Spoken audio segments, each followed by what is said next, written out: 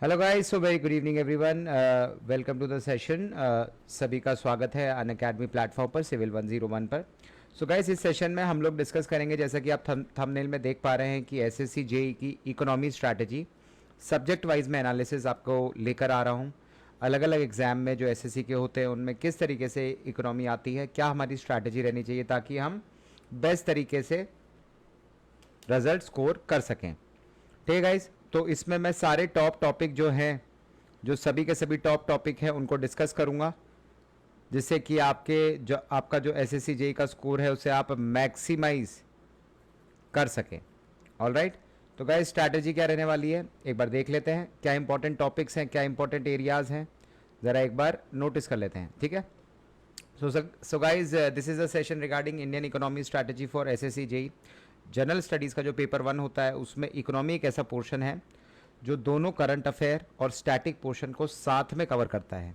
Correct. तो guys ये एक लौता ऐसा टॉपिक है जिसमें आप करंट अफेयर का सेक्शन नहीं समझ पाएंगे अगर आपका स्टैटिक पोर्शन नहीं है, और जो क्वेश्चंस आते हैं वो बिल्कुल डुअल नेचर के आते हैं, जिसमें आप स्टैटिक पोर्शन और करंट अफेयर दोनों को कवर करते हैं। ठीक है, तो गाइज यहाँ पर जो हमारी स्ट्रैटेजी रहने वाली है वो बिल्कुल नीट एंड क्लीन और एकदम स्ट्रेट अवे इस तरीके से रहने वाली है, जिससे कि आप अपना स्कोर है वो मैक्सिमाइज कर सकें। और इसमें ऑब्वियस सी बात है, जो स्कोरिंग टॉपिक्स है आपको वो देख कर जाना है, हार्डवर्क की जगह स्मार्ट स्टडी की तरफ आपको लेकर जाना है। आपकी अपनी एक स्ट्रैटेजी होनी चाहिए और एक परफेक्ट रिविजन प्लान होना चाहिए। ठीक है, आगे बात करते हैं गाइज इस सेक्शन में। तो क्यों इकोनॉमी इंपॉर्टेंट है, क्यों इकोनॉमी इंपॉर्टेंट है?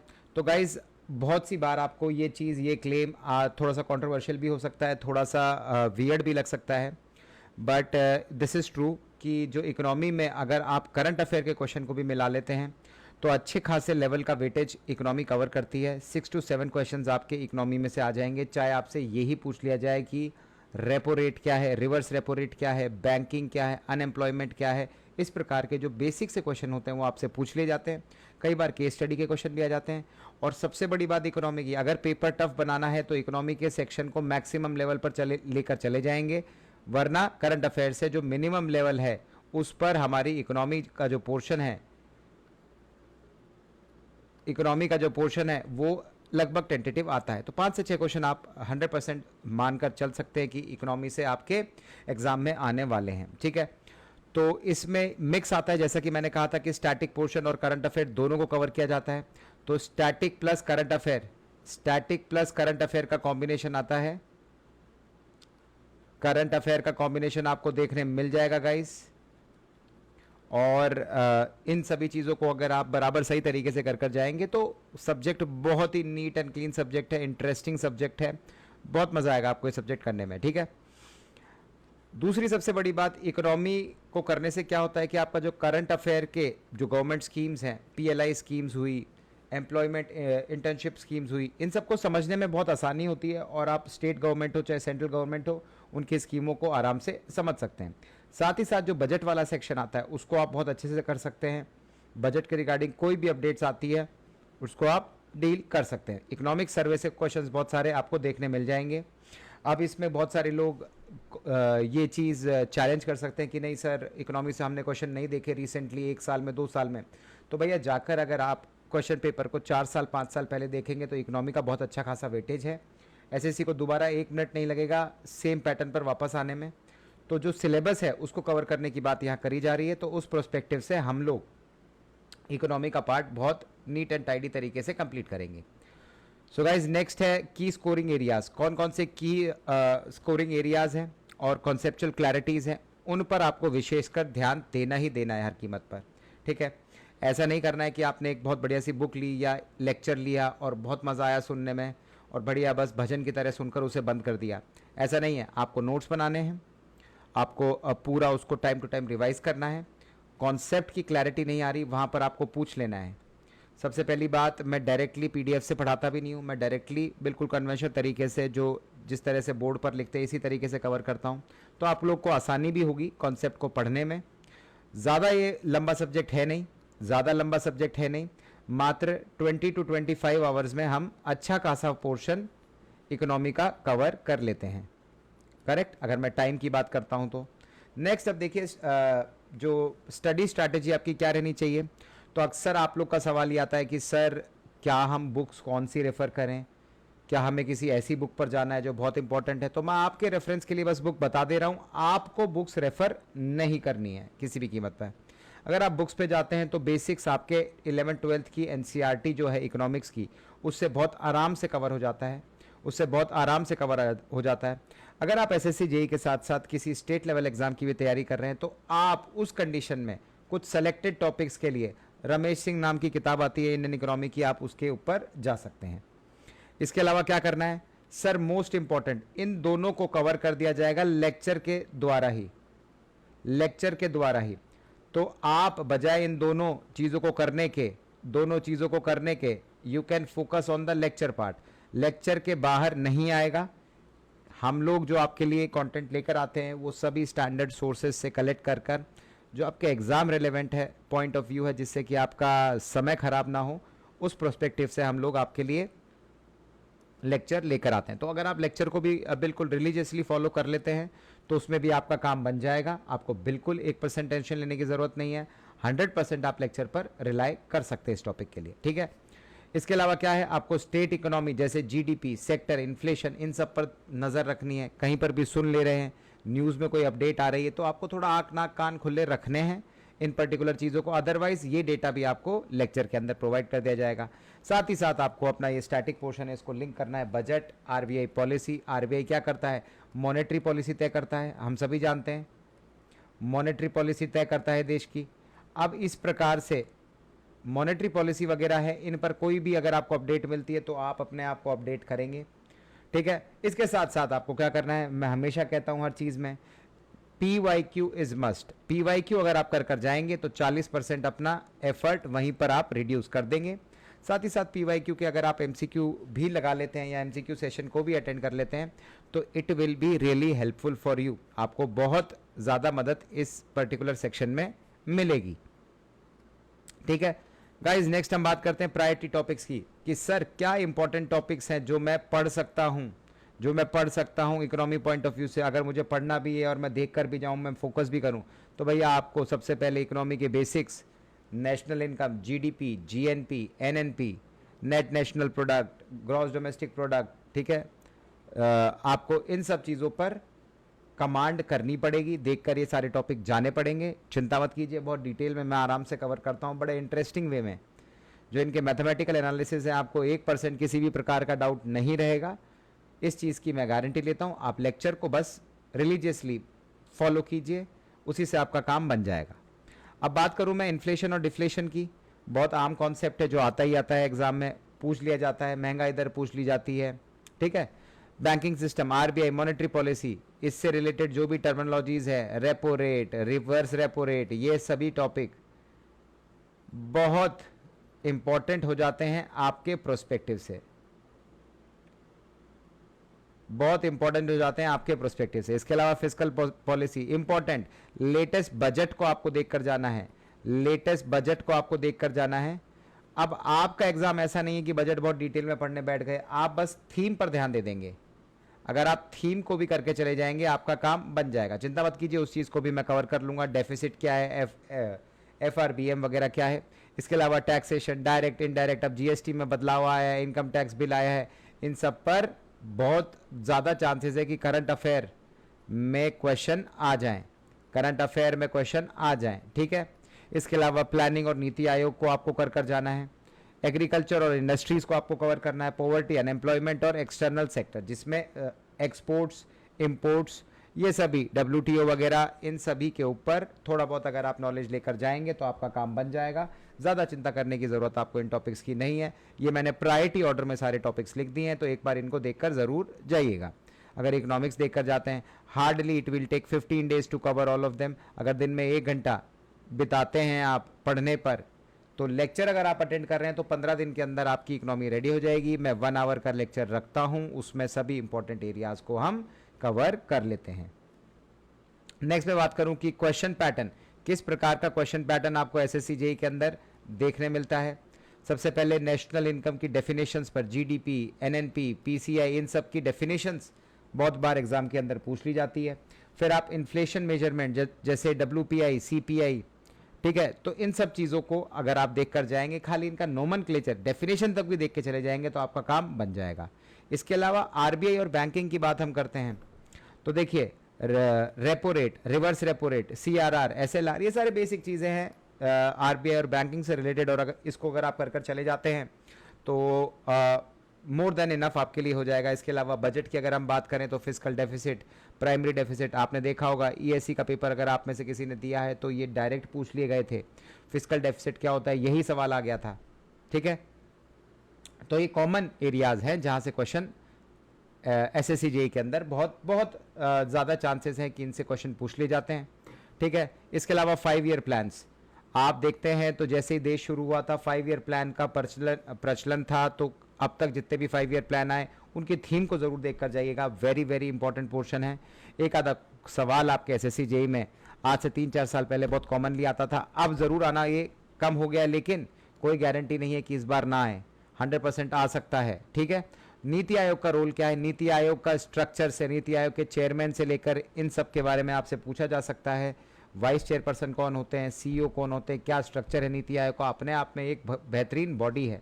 ठीक है, इसके अलावा करंट अफेयर आप देख कर जाएंगे जिसमें इकोनॉमिक सर्वे और यूनियन बजट को आप कवर करके जाएंगे। स्टेट लेवल के बजट को आपको कवर करने की ज़रूरत नहीं है, ये नेशनल लेवल की चीज़ों से ही आपका काम बन जाएगा।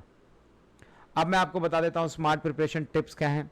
इतने सारे टॉपिक्स देकर घबराइए मत, ऐसा नहीं है ये सब्जेक्ट बहुत ज़्यादा लेंदी है, इसको भी तरीके से हमें करना है। जैसे डेफिनेशंस और फॉर्मूलाज आप ज़रूर एक शॉर्ट नोट्स बना लेंगे, हार्डली 2 पेज में आपकी लगभग सारी की सारी डेफिनेशन कवर हो जाएंगी, लगभग 1 पेज में आपके इकोनॉमिक्स के सारे इंपॉर्टेंट नेशनल इनकम से लेके जीडीपी से लेके सारे जो फॉर्मूलाज हैं वो आपके कवर हो जाएंगे। तो घबराने की ज़रूरत आपको बिल्कुल भी नहीं है।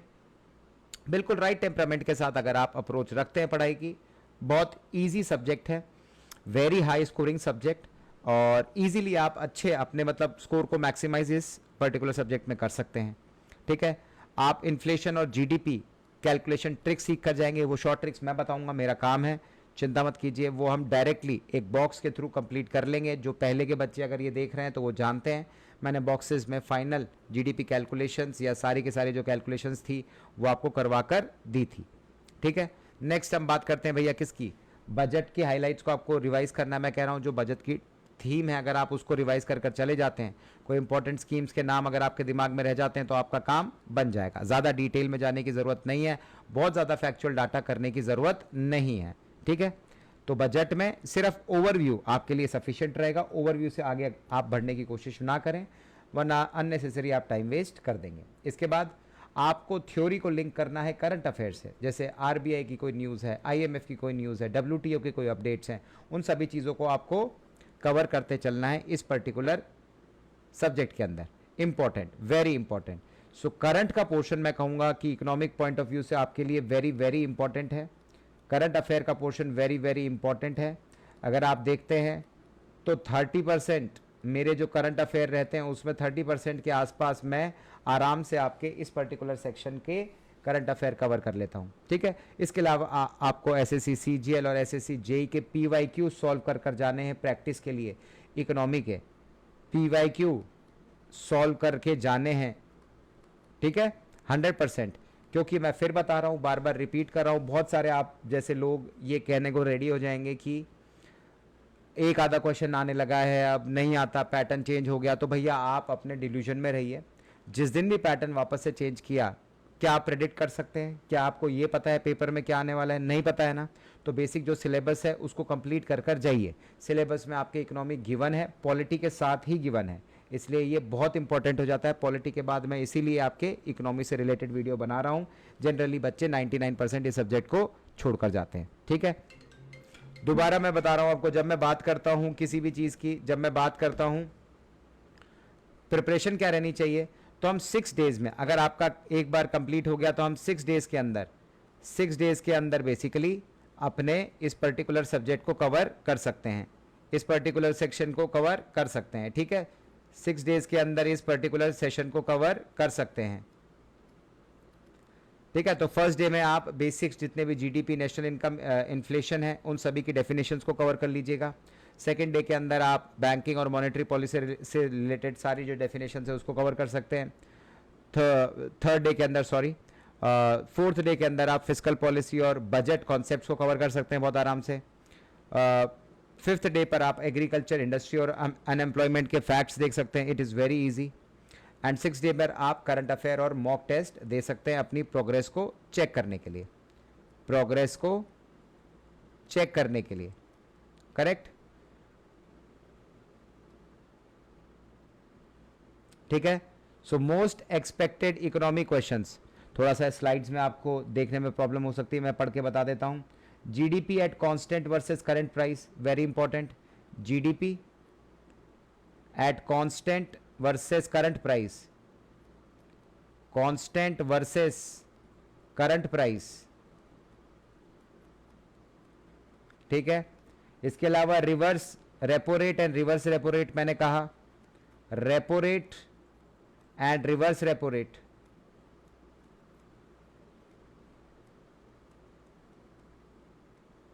Reverse repo rate, correct. इसके अलावा fiscal deficit versus revenue deficit, fiscal deficit versus revenue deficit,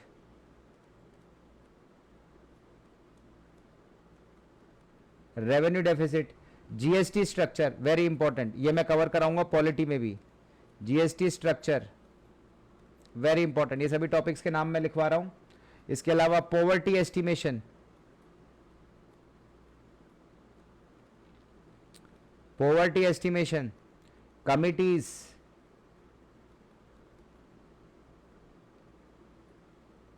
कौन सी कमिटीज थी?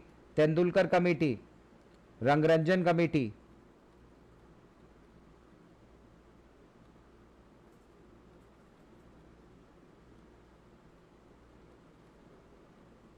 रंगरंजन कमेटी। इसके अलावा नीति आयोग देखकर जाना है आपको, नीति आयोग, ठीक है, वर्सेस प्लानिंग कमीशन,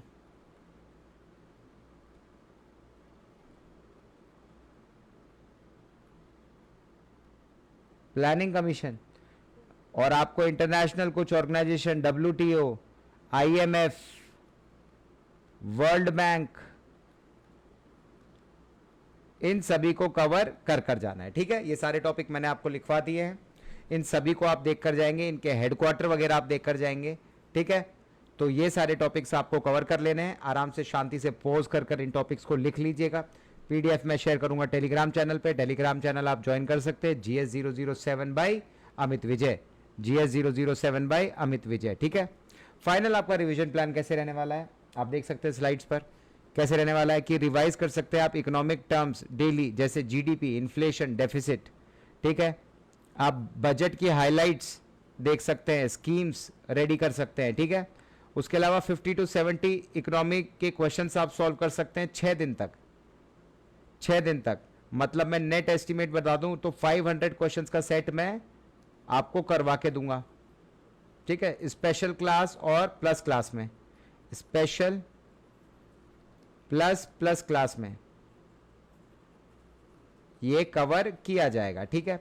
इसके अलावा आप फोकस कर सकते हैं last 3 days on definition plus current affair पर, ठीक है। आखिरी 3 दिनों में जो एग्जाम से जस्ट पहले है आपको कंसंट्रेट कर लेना है डेफिनेशन और करंट अफेयर पर, ठीक है। इस प्रकार से आप अपना रिवीजन प्लान ऑर्गेनाइज कर सकते हैं। तो पर्टिकुलरली गाइस इस सेशन से हम क्या लेकर जा रहे हैं, हमारे की टेक अवेज इस सेशन से क्या रहने वाले हैं कि इकोनॉमी एक बहुत स्कोरिंग सब्जेक्ट है अगर आपके बेसिक्स क्लियर है तो, ठीक है। साथ ही साथ स्टैटिक और करंट अफेयर को मिक्स कर कर ही आपको इकोनॉमी को पढ़ना है। खाली ऐसा नहीं होगा कि स्टैटिक से काम हो जाएगा, करंट अफेयर अकेले पढ़कर जाएंगे तो समझ में नहीं आएगा, तो ये वेस्ट है। दोनों में से एक भी पोर्शन को आप छोड़कर जाते हैं तो, इसलिए आपको साइमल्टेनियसली इस सब्जेक्ट के अंदर दोनों पोर्शन को कवर कर कर जाना है। इसके अलावा आप फॉर्मूलाज को रिवाइज कर सकते हैं, आप टर्म्स को देख सकते हैं, ठीक है, ताकि आपकी एक्यूरेसी है वो मेंटेन रहे, ठीक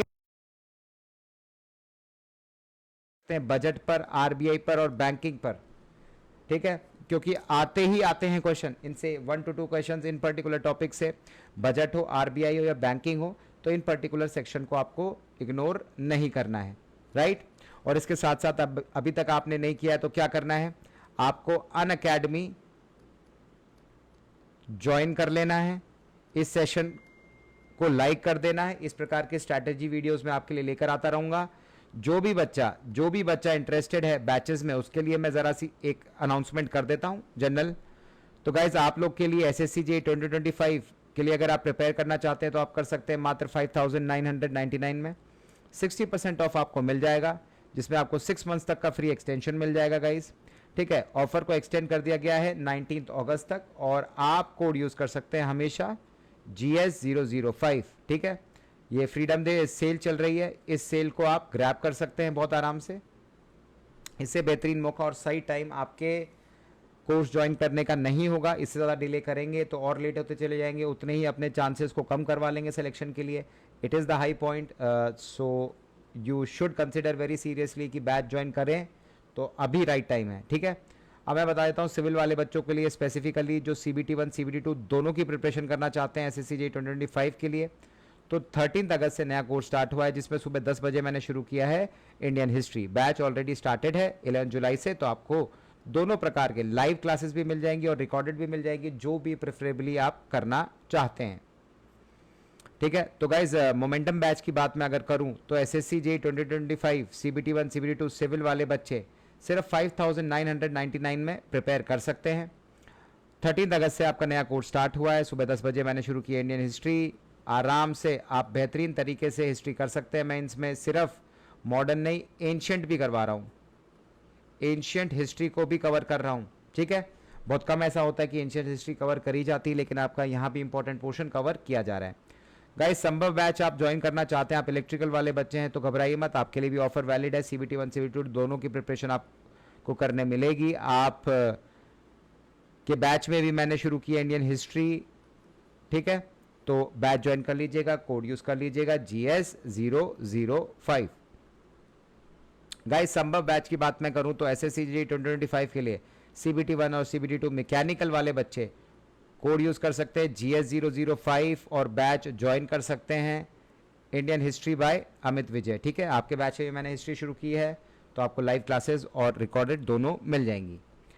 सो गाइज प्लस फीचर्स में आपको बता देता हूं, आपको मिल जाएंगे जैसे ही आप बैच ज्वाइन करेंगे, कोड यूज करेंगे GS005, आपको मिल जाएगा रेज हैंड का option, class handout, in class polls, daily practice problem, educator community, आराम से घर पर बैठकर पढ़ने का मौका, स्टडी मटेरियल PDF फॉर्मेट में, अनलिमिटेड एक्सेस सभी कोर्सेज का और टॉप एजुकेटर्स के साथ एक ही प्लेटफॉर्म पर पढ़ने का मौका। इतने बेहतरीन फीचर के साथ आप अपनी तैयारी को बहुत शानदार तरीके से कर सकते हैं अगर आप अपने करियर और अपने आप को लेकर सीरियस हैं तो।